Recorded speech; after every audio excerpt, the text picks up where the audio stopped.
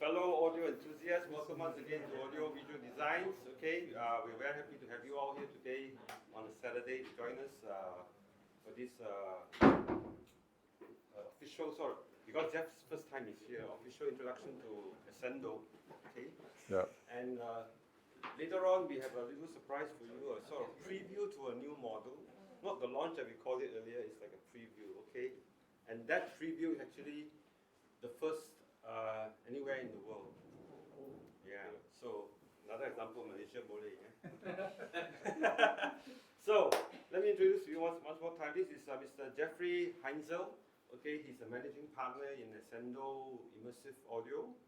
And he does besides managing the company as well, he also looks after R&D. So as you can tell at the earlier conversation, he's very well versed in all the technical aspects of audio. Feel free to, fire any difficult questions at him. Yeah, and he is also marketing and sales as well. Yeah, and he travels around the world. He's the face of Ascendo. Whenever at any hi-fi show you see Ascendo there, you will see Geoffrey. Okay? We're very, very happy to have him here with us for a few days, to share his knowledge and experience, and also to share Ascendo with you guys today. Yeah? Geoffrey, Sure. Thank you.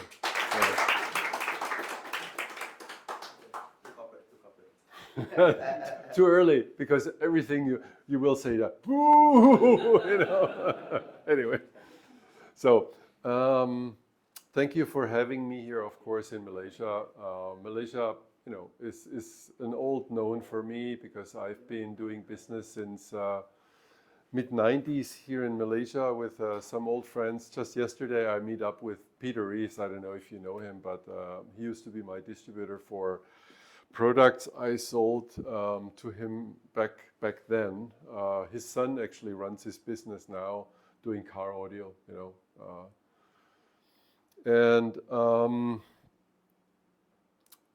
yeah, it's an interesting time today for us because, of course, coming from car audio, doing pro audio, doing custom installation. All kinds of, being a dealer, being a distributor myself, agent, sales agent, representative for some manufacturers, wearing a lot of different hats in my time, in audio industry. I learned a lot, of course. Aside from this always being my hobby. So for me, it's not really a profession, it's a hobby, and everything you love to do, everything you like to do, you're very passionate about, right? And you like to do it right. And this is about Ascendo. I think we try to do things right by our customers, And customers are not, of course, only the end customers, also, of course, the dealers, the distributors, and everybody involved into the whole process, to building the brand and everything. So let me tell you a little bit history about Ascendo and what we do and how we do it. And then, of course, please, ask me in between questions. So we make quite high claims, when we say, okay, it's the best residential cinema speakers. Why the best, Yeah. I will explain along the way, not right now. So, what is Ascendo Immersive Audio or Ascendo all about? It's about performance. It's about designing specific speakers for a very specific use case, right? What is the use case? Our use case today is home theater, right? We come from a two-channel market, which you will hear a little bit more about also. So we know high-end. We've been doing high-end for more than 20 years, almost 25 years. Next year is our 25th anniversary. Yeah. So we were talking about the 50-inch and two-channel.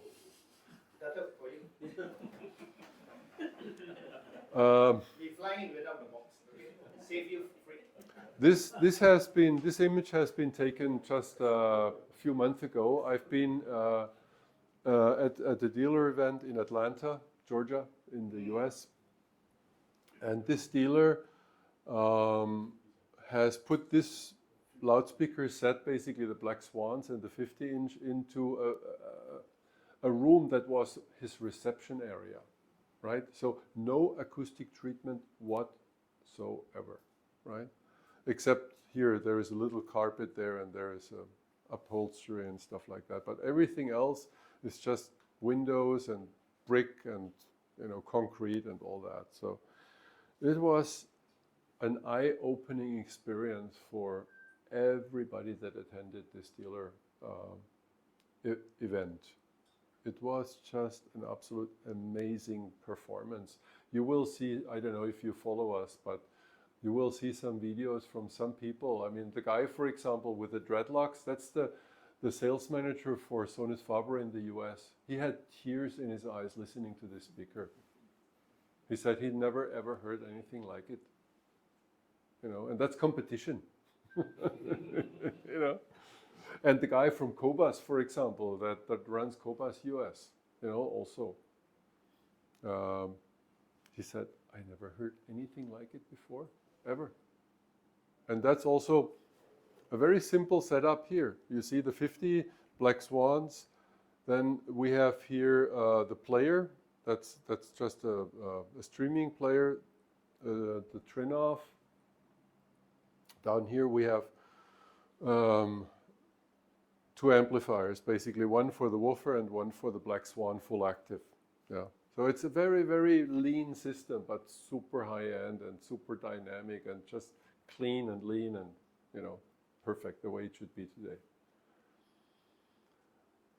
Cutting edge 3D sound and subwoofer technology. Yeah, that's what we do. We're known for subwoofers, but we do a lot more than just subwoofers. We do also very good speakers. Excuse me, Geoffrey, sorry to disturb you. Yeah. Is there any reason behind why you call it Ascendo? Is there any special reason? Well, yes. Ascendo comes from ascendere. It's a Latin word, rise up, right? Ascend. Yeah, it's the same in English. Yeah. So here we have two companies. They're the same company today, even though we market them as separate divisions. Yeah, so one is basically our high-end two-channel line, and one is our home theater line. And the high-end loudspeaker has been, we started selling 1999, our two-channel loudspeakers, you know. And the home theater line, which I've been spearheading since 2007 and developing, was created legally in 2014 and 15 we started selling. Yeah. Quite a young company. Quite young, yes, but we had, you know, a lot of experience, of course, with loudspeakers. Yeah, so we had already some sales channels and we had some technologies we could employ. And so it was a quite easy start, you know, in that respect. So our key competences are, we know about acoustics quite a lot, you know, so we know how to design rooms, what are the challenges of loudspeakers in rooms, loudspeaker room interaction, obviously, yeah. We know about sound. Some of our people are quite knowledgeable in studio, you know. We know digital signal processing. We were the first company worldwide to introduce a digital room correction called DASC. That was 1999. Nobody else was out there. We were way, way, way too early in the market. Nobody understood what digital room correction was back then, you know. And everybody said exactly, basically the same opinions. Oh my God, digital, you know. Yeah, anyway, we do software, but by software we mean basically the user interface, how to use a DSP, how to, calibrate the DSP and all that kind of stuff. Yeah, then we were the first company actually in residential to employ AVB, meaning audio video bridging, which is an audio over IP protocol. Yeah, and it's an audio over IP protocol that is open. It's an open source protocol. So it's an IEEE protocol. It's part of each and every network gear you have. And it's also a very low latency. Because it's there is basically multiple layers in network. It's a layer 2 protocol. It's a physical layer protocol. I don't know if you can follow me, but anyway, it's a layer 2 protocol AVB. So it's very rock solid and it's extremely fast. I mean, we're talking literally sub-nanosecond resolution. That's What does that do? well, timing precision. Timing precision. This technology actually came about because one of our partners in the company works with car manufacturers. And car manufacturers, maybe the one or the other already heard the name CAN bus, right? CAN bus is a bus that is used and employed in cars, but CAN bus became way too slow and not fast enough to employ. Basically, all the modern cars have multiple cameras, for example, right? Then driving assistance, driving safety and all that kind of stuff. So to have to be able to manage all that enormous flow of data, I mean, we're talking literally 100 gigabit per second or more inside a car today, flowing around, and that needs to be very, very fast. Imagine you're going 300 kilometers an hour on the Autobahn and something fails, driving assistance or whatever, That's why this must be very, very, very fast. Yeah. And they are employing AVB / TSN, time-sensitive networks. Also in Industry 4.0, there is TSN, AVB basically running all around the world, basically really very, very time-sensitive. 5G is the same technology today, So anyway, we're specialists in network also. And then we also produce and design, of course, loudspeakers in Germany with the typical German known due diligence, engineering, and quality,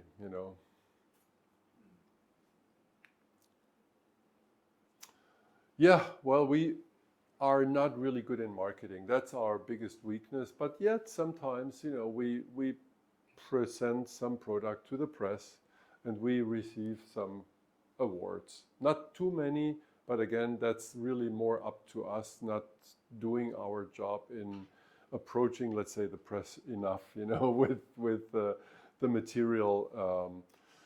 But some of the, let's say, experienced editors know us and like what we do. Yeah. This is some of our engineering teams and some of our producing staff in Germany, just to give you a very little glimpse here.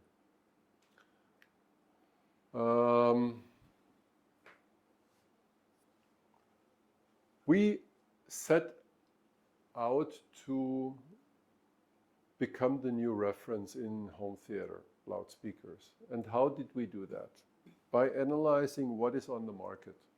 We analyzed, okay, which direction do we really, really want to go? So we wanted to employ a loudspeaker technology that suits the home theater the best. A home theater is a space with multiple seats, right? So when you now change your head now to physics, I don't know how deep in physics you are or not, but let's say you have a typical loudspeaker, right? I just take that as an example here, right? So you have a tweeter and a mid-range, right? So what happens now, for example, if you place this way? And I pointed at you, right? So this speaker, let's say on axis, right, is designed to work like that. But what happens to this position here or that position there? Lose the sound. You lose the coverage.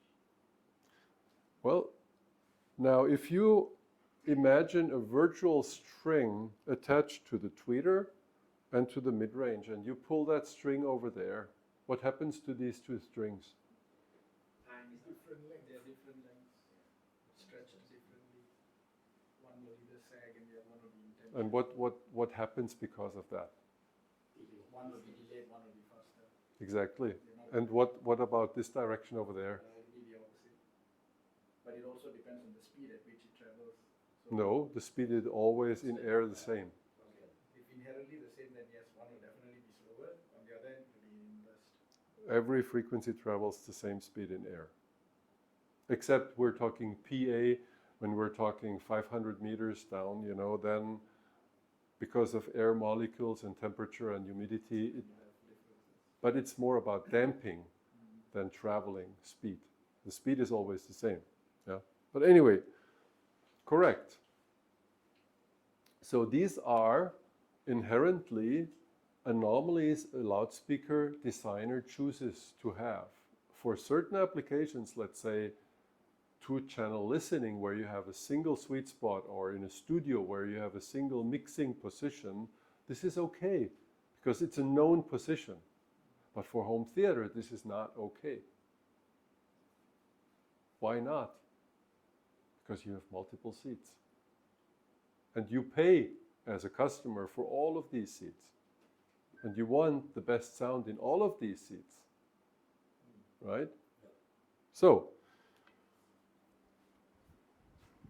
and the same thing like with this speaker, also let's say when you have a line source speaker, because a line source speaker is never a one-way speaker. It's always a two- or three-way speaker anyway, right? So the same thing happens also with a line source speaker when you have a mid-range and a, let's say, high frequency, or a low mid-range and mid-high frequency or whatever. You always have anomalies in different directions. What means anomalies? You get a peak or you get a dip, right?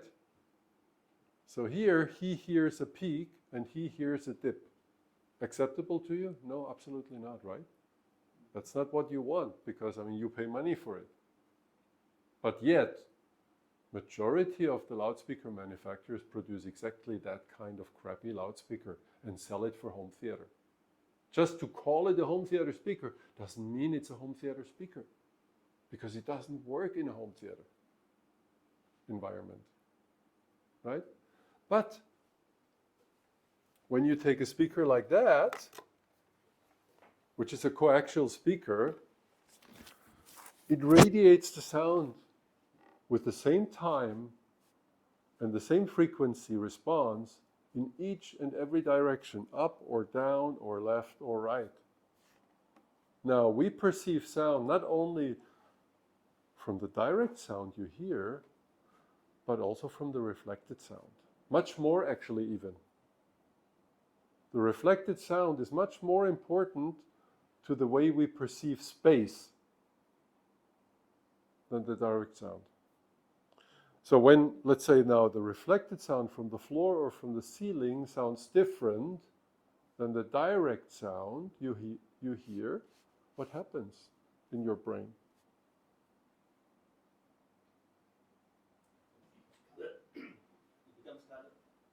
Tired. Listening fatigue. One thing, but not only. It's getting confused. Because, oh, that sounds so different. What happens? It's not the same sound. You know? So that's why it's so important that reflected sound and direct sound sounds identical and has this identical impulse response. That's why only point source coaxial loudspeaker work perfectly in a home theater environment. No other loudspeaker can do that. That's why we started to work with point source coaxial loudspeakers for home theater. That's why we choose this technology.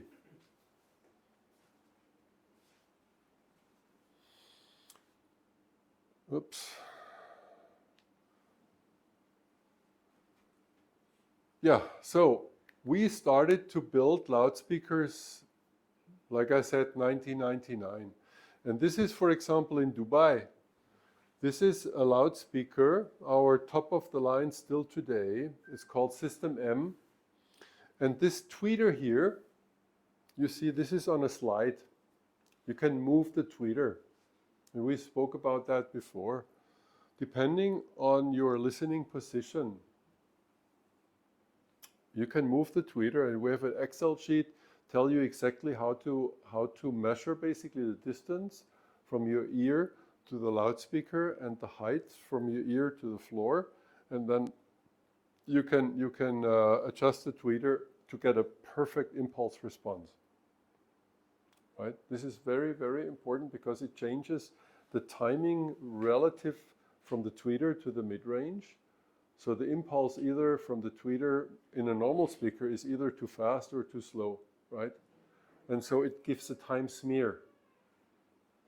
And only when you do that, either digitally or, of course, physically, yeah, this is pure analog, of course, time delay, you can achieve basically the best dynamics and resolution and spatial rendering. Yeah, and we do that today, of course, also with our other loudspeakers, either digitally or physically. That's why we, with a point source loudspeaker, you have exactly that. Yeah.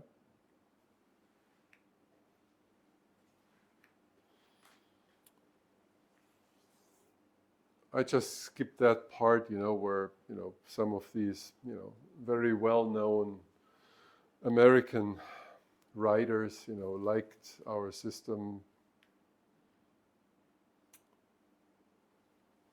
Yeah, subwoofers. Well, we are known for subwoofers.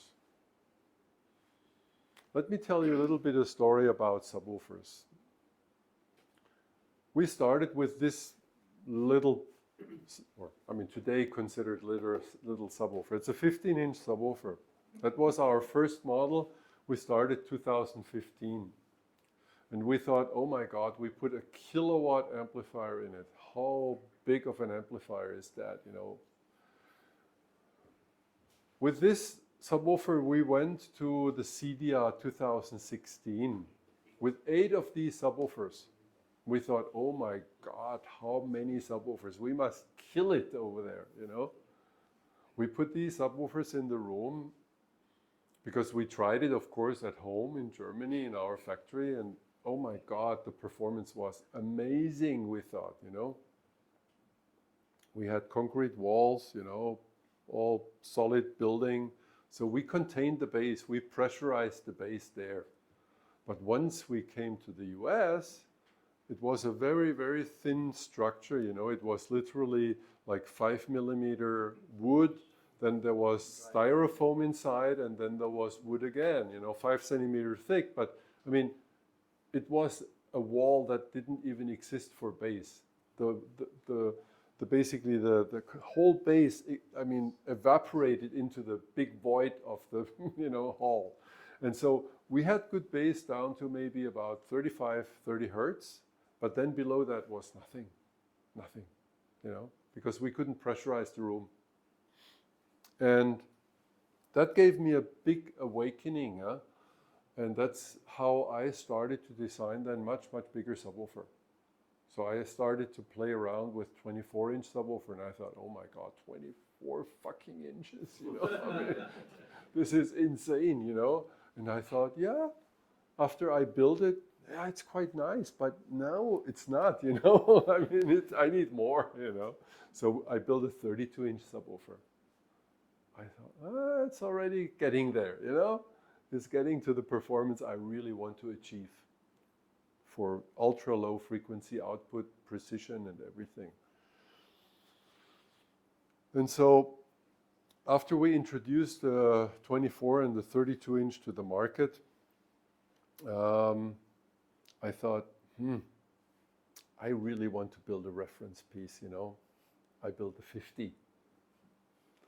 And we brought the 50 to the high-end show, let me think, when was that? I think it was 2017 to Munich.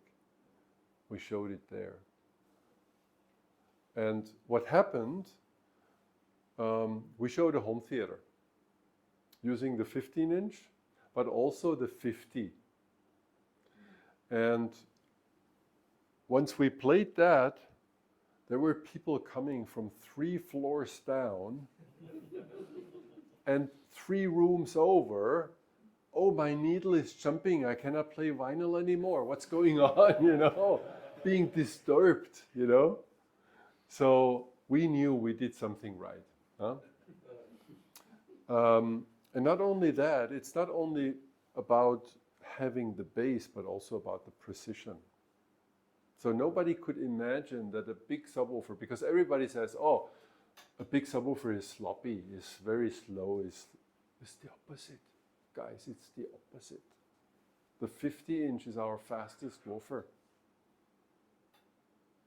Tight, but with extension, with authority, with ease, you know, because it barely moves so fast. We use 40 kilograms of neodymium in the 50 inch. You know how much neodymium costs, you know? Very expensive. Very, very expensive. We have a 15-inch voice coil in the 50 inch.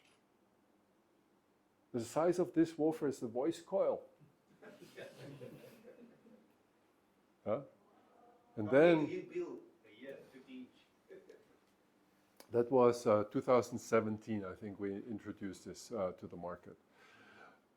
And only until the beginning of this year, where we introduced our 80 inch, that has a 21-inch voice coil.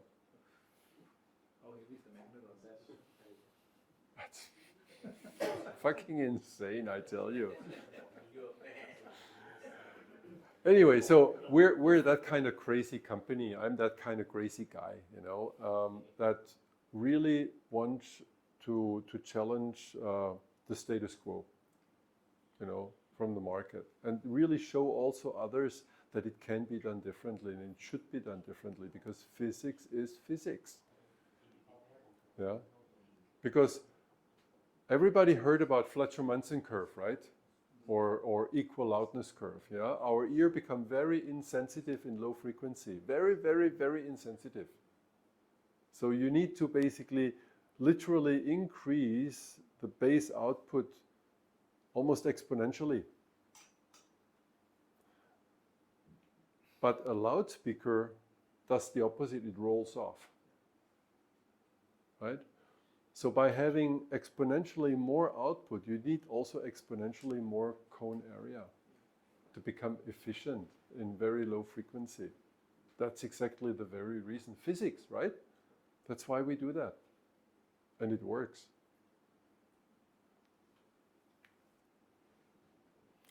Yeah, this is one of our first 32s we installed in a high-end studio in Munich, or in Starnberg, actually close to Munich. Yeah, the dealer really liked it. He couldn't believe, you know, he could not believe what happened there. It's quite an old picture, but it's a nice studio, you know, nice decor he did. I want to spare you all this, you know, nonsense. This is the same room. Basically, the back side, the 32, and the front side have the same 12s as here. Yeah, and he also had in the beginning 15s, and now he upgraded also to 18-inch subwoofers, the whole room. So we don't build this loudspeaker anymore, but it's not about that loudspeaker. It's about exactly these 12-inch we're hearing in here are also part of this loudspeaker. So basically there is a 12-inch coaxial and the 15, this 15 is down here. So it's a three-way active loudspeaker. And how did it come about that we do that? Because there were people saying that, okay, I want to try your cinema speakers, which usually are considered not high-end, right? I want to try those and use them as a two-channel loudspeaker. And they were so blown away how this whole system sounded that we said, okay, well, if there is a demand in the market, why not use our basically home theater loudspeakers, put them in a different enclosure and sell them as high-end? Yeah, it's all about that. And that's what we did with the Live 15, that's that loudspeaker. And we sold quite a number of those, but it became just too expensive to manufacture because here, this trunk, I mean, is a big trunk of aluminum, you know, I mean, CNC machined, and here with the LED lights and, you know, all that kind of stuff. To build this loudspeaker was a nightmare. Anyway, so we stopped building it. But it's a very, very good loudspeaker, and it shows that our loudspeaker are true high-end loudspeaker also when you listen to two-channel music. And these are pure home theater loudspeakers. No change. Yeah.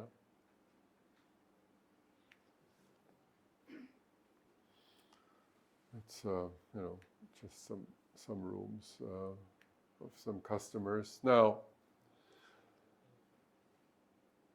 we make really crazy stuff. We heard about that. Another crazy loudspeaker we have is Black Swan.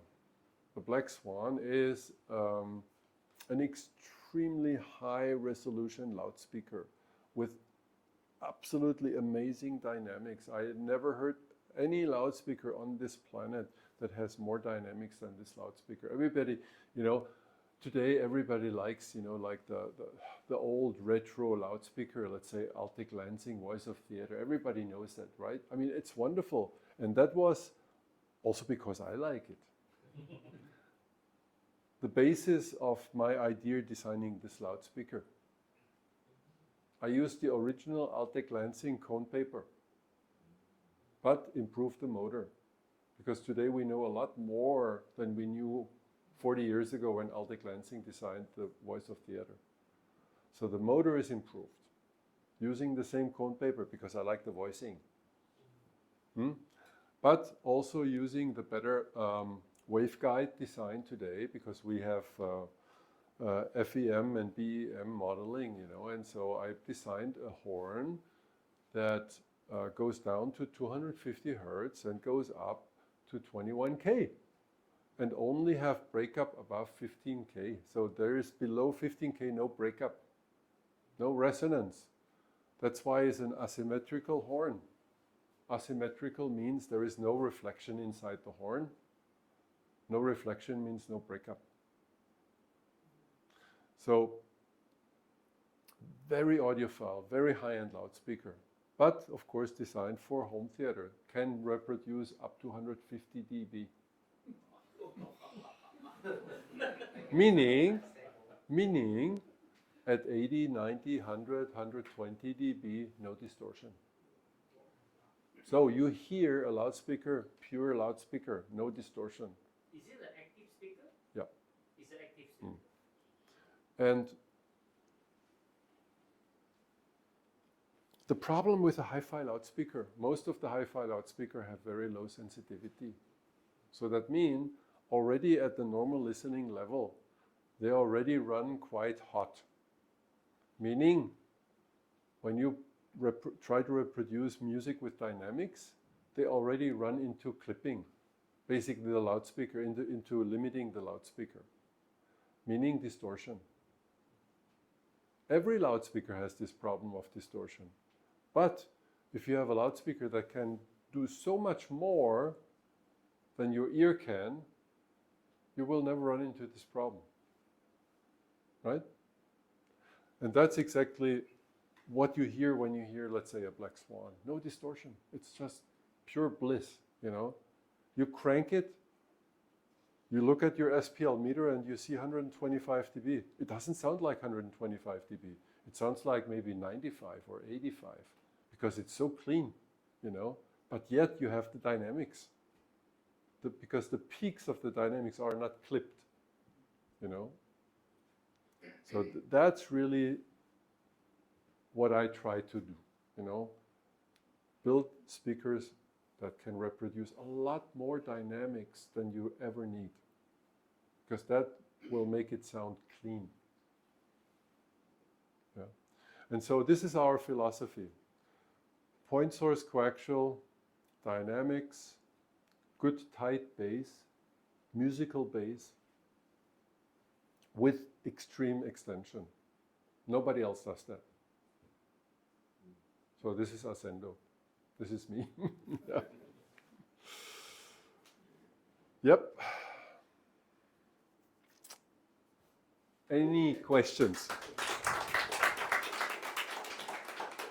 I hope it makes sense, you know, what I'm saying, you know, but yeah. First question. Yes. I've been using your subwoofer and rear speakers and MOS, right? Yeah. Unfortunately, my front, left, right, center is still my old speakers. Yeah. I'm just sharing my experience and would like to get feedback. Yeah. It made a difference compared to my previous, you know, MOS and subs and so on. I was mixing PMC in Yeah. the front, Mhm. left, right, and center with SDS. Then I replaced everything with Ascendo. It does give me a different perspective in the sense that the immersive feeling is very different compared to previous. Yeah, of course. And most were set up by AV design. So that alone, but this is my question to you. What's your opinion on mixing between the front speakers and Ascendo? Well, the point is, you can do that. But about radiation of certain loudspeakers, what we talked about, yeah, for a single sweet spot, that's quite okay. For multiple seats, I would not necessarily do that. Even for a single sweet spot, we still have the anomalies for vertical comp filtering, right? Because a two-way loudspeaker always does comp filtering. There is no way around it, you know? And so this is not ideal. I mean, you can do it and you can accept it or not, but I mean, I just dare you to try, you know, our front speakers and see if you perceive.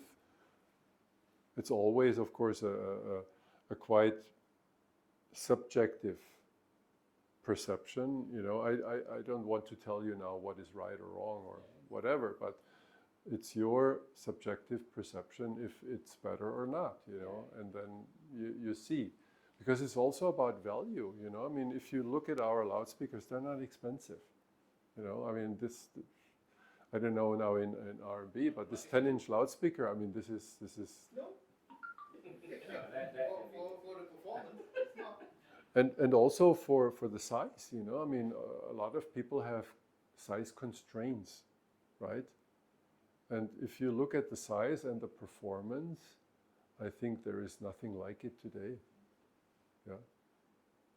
But going back to your question, yes, of course you can mix, and of course you did, and you perceive the difference. Of course you perceive the difference. It's a different loudspeaker, but the question is, do you prefer it now or not? I mean, that's really the big question.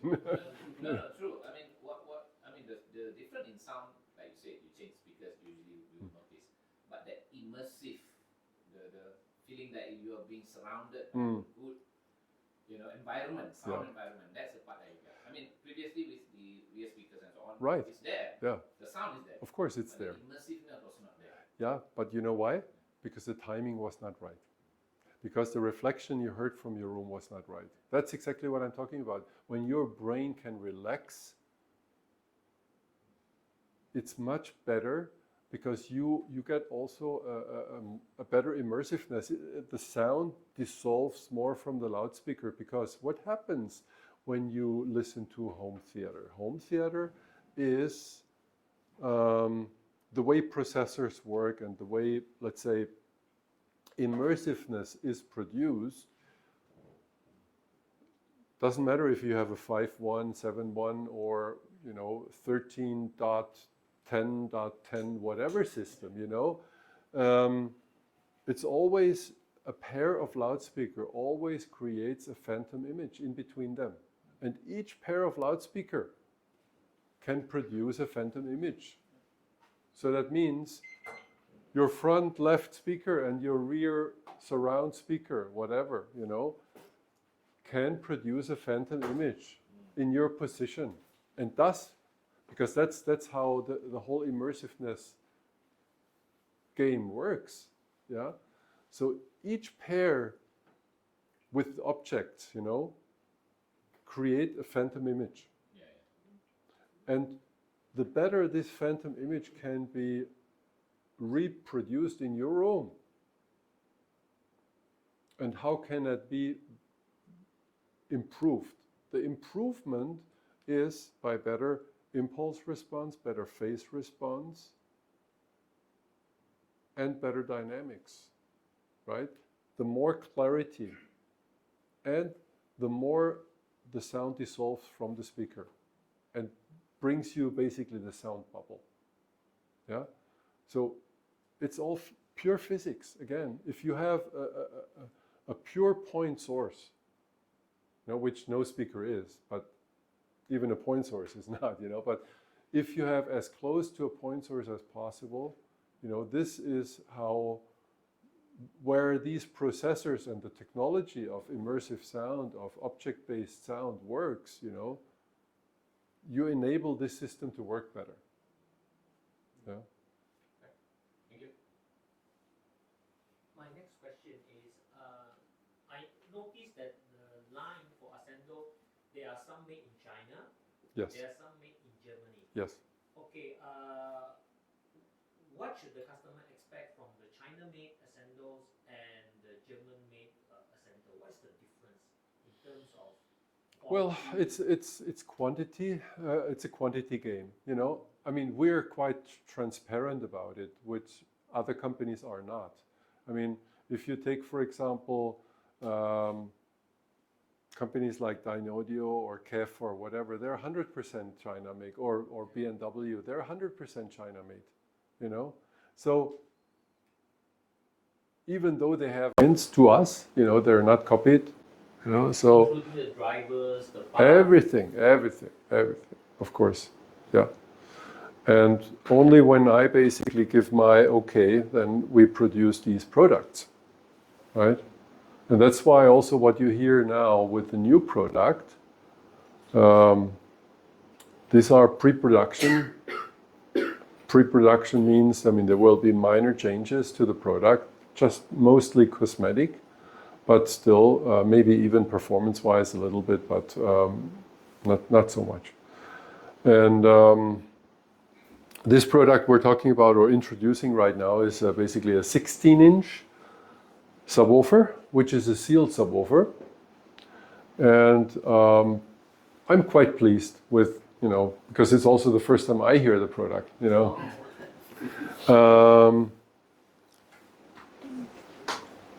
It's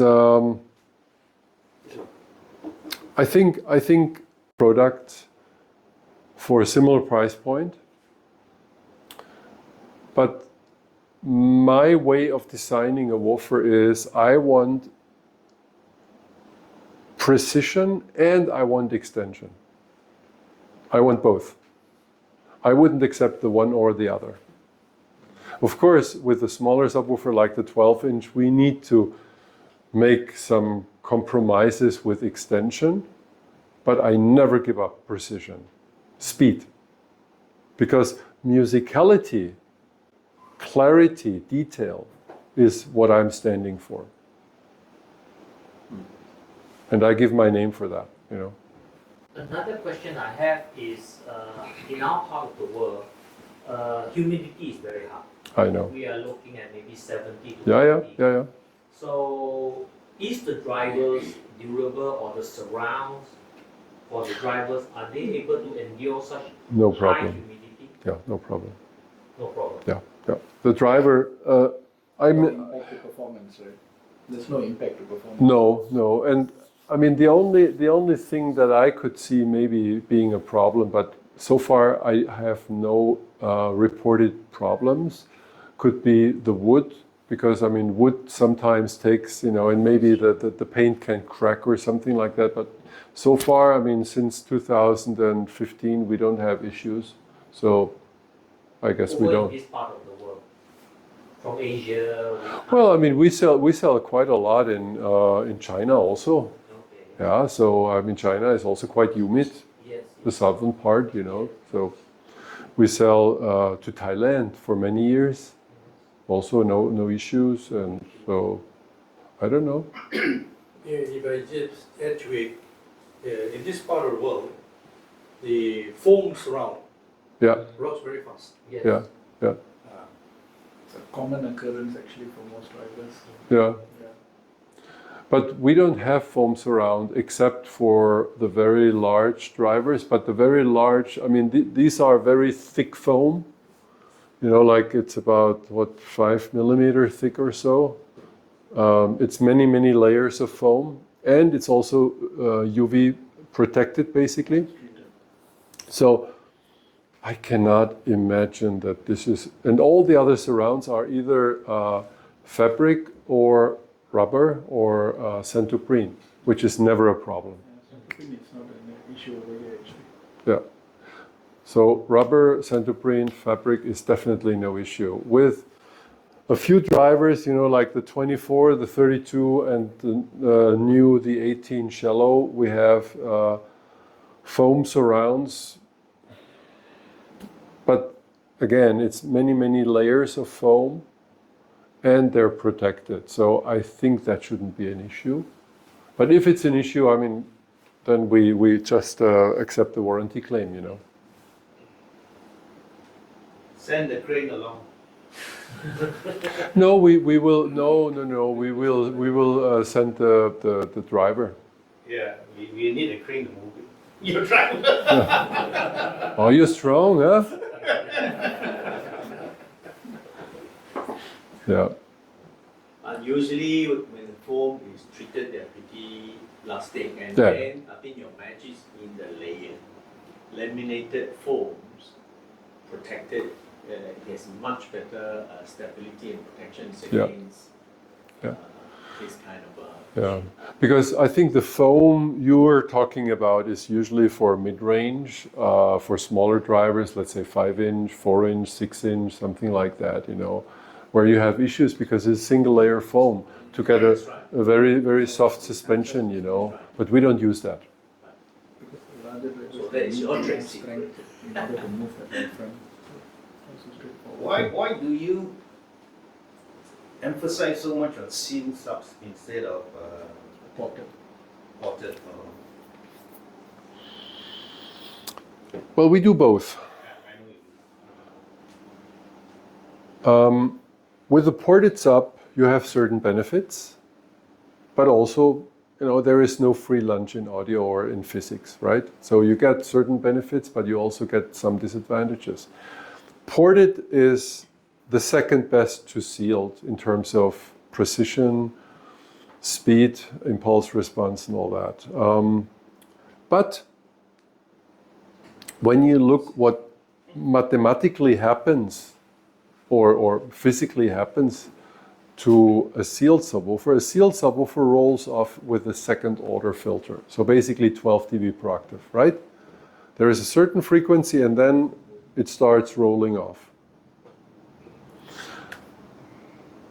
With a ported subwoofer, it extends lower, usually, but then it rolls off double, basically 24 dB per octave, fourth order, right? Now, to really tune a subwoofer very low, and ideally we want the woofer to go how low? 25 hertz, 20 hertz, right? So for a true 20 hertz tuning, I would probably need an enclosure of 1 to 2 cubic meters. Which is that size? No, Bigger. Much bigger. it's 10 times that size. 10 times that size. Oh, 1 meter by 1 meter by 1 It's a meter. Q value because of the extension. So, is that realistic? No, it's not.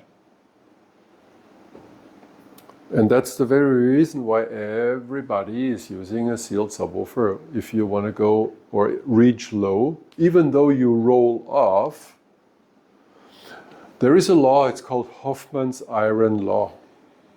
And Hofmann's iron law says you can maximize for 2 of 3 parameters: extension, sensitivity, size. Big size, high sensitivity, but low extension. You know, it's always these kind of things, and you know, when you go big, you have high sensitivity and extension.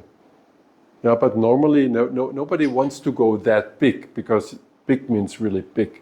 You know, I mean, for example, I just give you an example. The 80-inch, you know, we use now. Guess how big the room is? The enclosure for the 80-inch we use. half the size of this one? Yeah, about that. About that. So, Enclosure of a subwoofer, half the size of this room. But why? Because I want to extend down to 3 hertz.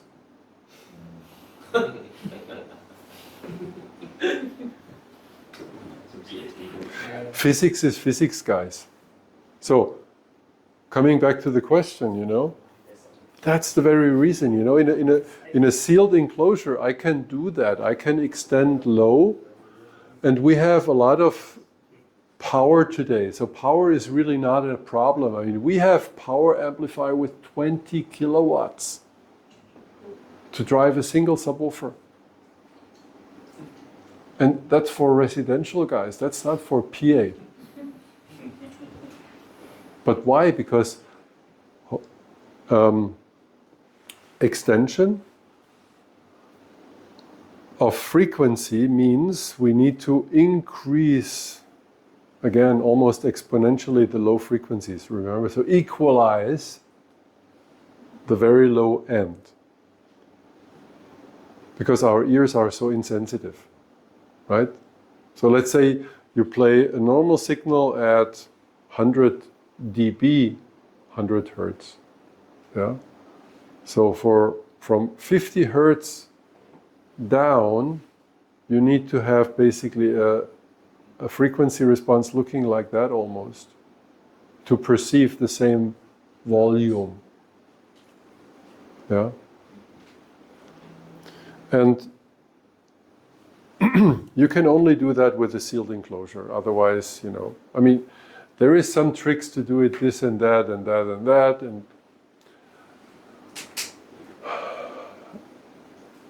but with the tricks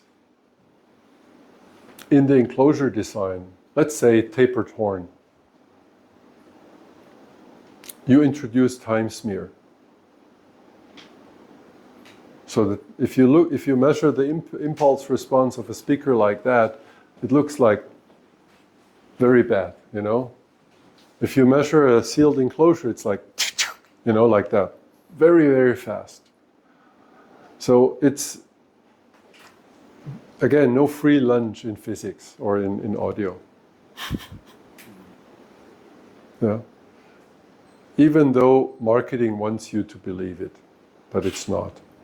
Cannot, can never be. when do you use a ported sub? You say you do. When do you use a ported sub? It's a good question. When you know what you really need. For example, in PA, in power address, public address systems, you know, when you do a rock concert or whatever, they all use, or most of them use, ported subs. Why? Easy to build, efficient, but only to a certain frequency. But they know exactly. They want to cut off at 35 hertz because they don't need below 35 hertz, right? Or in a big theater where you need a very efficient loudspeaker, but you know below 30 hertz you don't need anything, right? Then I would use a ported subwoofer because you gain in about half to 1 octave a little bit, you know, versus the sealed. But in a room, in a small room, what we call small room acoustics, basically, in a small room with a sealed subwoofer, you get more because you get a room gain, you get a boundary gain. Yeah, boundary gain plus room gain gives you a linear extension, even with smaller subwoofers, quite nice, you know. So you get some free lunch from small room acoustics. Maybe just add to that. There are some people here, maybe not only in Malaysia, right? So they feel that it's best to have one base reflex and one seal. No, not at all. It's more common than that. They have not met physics before. Because it's not about Geoffrey or not, it's about physics. So what happens, you know, what happens when a woofer rolls off fourth order or second order? To the frequency response. I mean, because these people are blind in time, they are blind in phase, they are blind everywhere. They only look at the frequency response. So what happens in phase response? If you measure the phase response of such a woofer, the phase basically is very different. The phase response of a sealed and vented subwoofer at around the vent tuning frequency has normally 180-degree phase shift, right? Actually 90-degree in that respect, because you get basically a little bit. What does a vent do? A vent is basically a second loudspeaker, right? And that loudspeaker plays in a very limited frequency band, in the resonance area of the vent, yeah?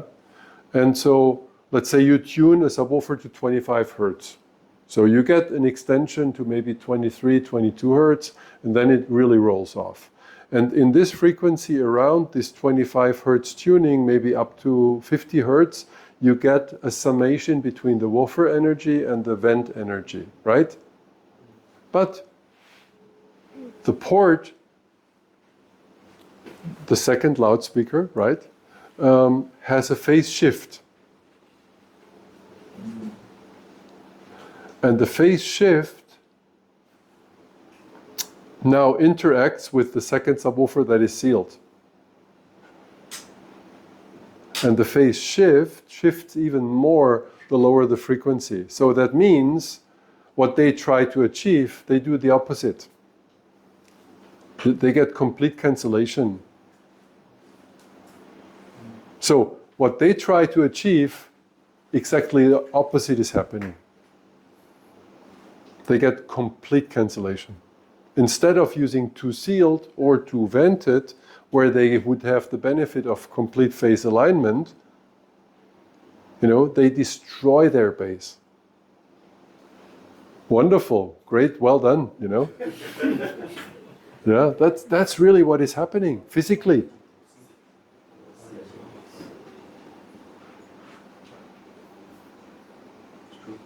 So, who started this? Somebody that definitely doesn't know what he's doing. And many people follow. But that's what's happening on this in this world today, you know, when people don't think, they just follow.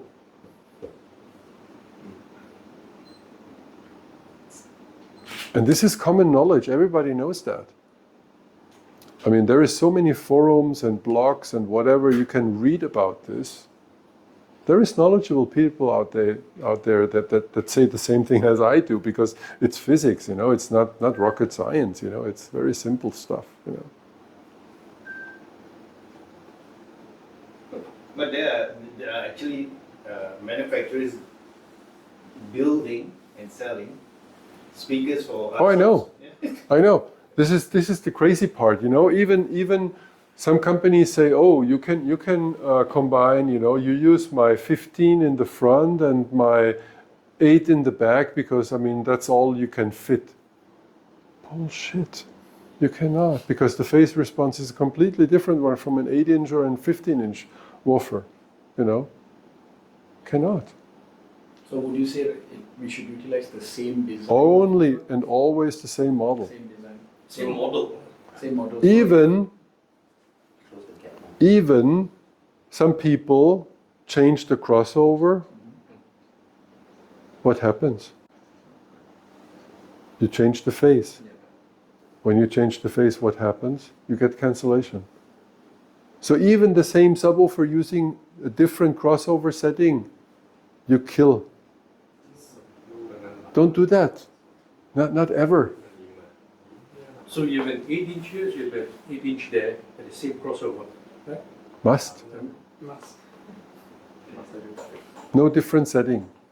The only thing you can change is the volume.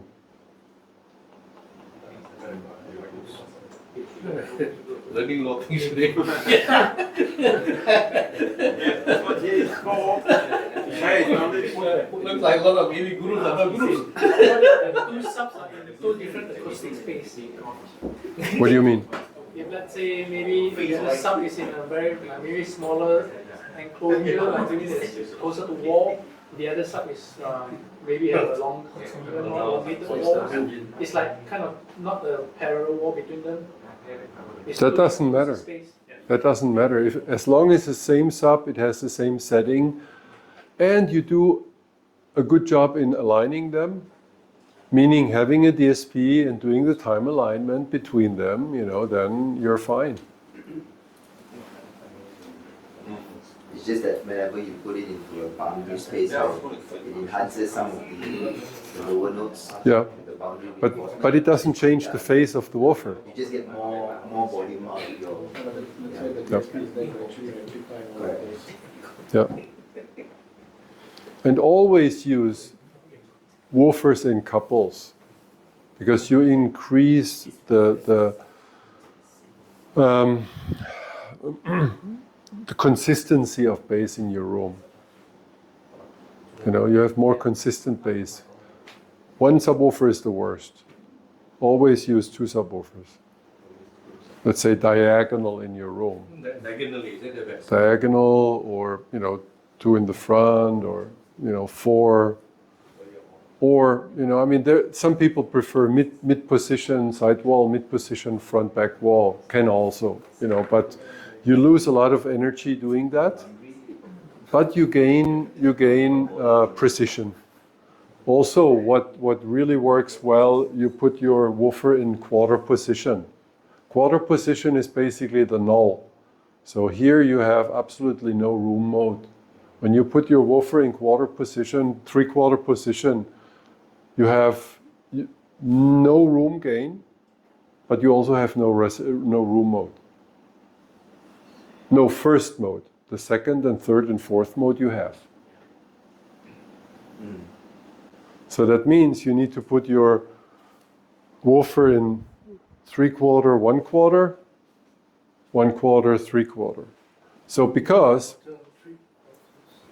you also can put, of course, ideally your subwoofer in 1/4, 1/4 right here, right?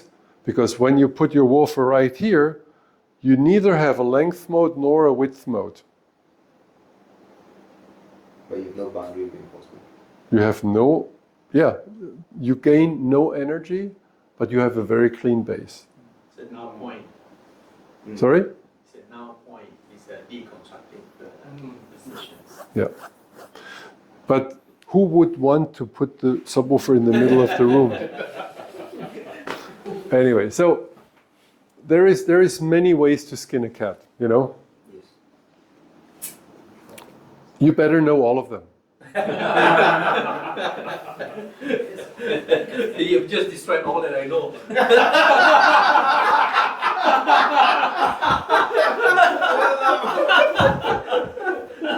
I shouldn't come with I this. should learn all over again. Actually, I wanted to buy the bikini because after today, no way to buy. I wanted to. Yeah, I know. Which one? 50-50. What kind of solution for that? Okay, any more questions for Jeff? If not, we do have One some question. Sure. Yeah, yeah. demos. Okay, one last one. No, we can do a lot more questions, but we can you know, kind of informal. Yeah, informally, whatever. you can always ask him anything. Yeah, yeah, He's yeah. not- He's not going to run away So you that have fast. destroyed some myths about subwoofer setups, right? But good bass in their setup, subjectively. But For everyone, good bass is a very different thing. I know people that like very boomy bass. They love boomy bass. They like a one-note bass. it's according to taste. It's a question of taste, but maybe they also have not been introduced to anything else. Right? Right. There's bass heads. You know, I mean, they like one-note bass all day long. You know, that's fine, but that's not my style. I just can tell you what my style is. The most musical, the most wideband, the most speedy bass there is. That's my bass. I like extension, I like authority, I like speed, I like clarity. That's my kind of bass. Actually, that's my question. What kind of bass is considered a good bass Well, from their perspective? where nothing masks something else. That's good bass. Because what's a good recording? A good recording is a very wide band, very even, very nice, transparent recording, right? There is good recording, there is very bad recording, you know? But only with a good recording you can evaluate a good system, right? But then, in the case of a good bass for you, people also use description about physical feeling Yes? of bass energy. Yeah? So, with your good bass, what kind of physical feeling would a listener get? Well, depends how loud you listen. You know, I mean, again, bass and dynamics is quite addictive. It's almost like a drug, but it's very physical, you know, when you listen to a certain level. You know, when you really have that bass hitting your chest and you feel that, you know, it's quite nice. But when you listen very soft, like a high-ender, you know, you don't get that because you need a certain energy, you know, to feel this, right? And a lot of the rooms are also quite noisy because of the environmental noise, because they're not well isolated and so on and so forth. So the better the room, the lower the noise floor, the quieter you can listen. But here in this, let's say, cultural environment, it's not common because you have air conditioning, you know, you have street noise, you have whatever kind of noise. You have single isolation class, not triple isolation class. You know what I mean? It's all combined. Okay. Maybe go and listen to what Yeah, I invite you guys to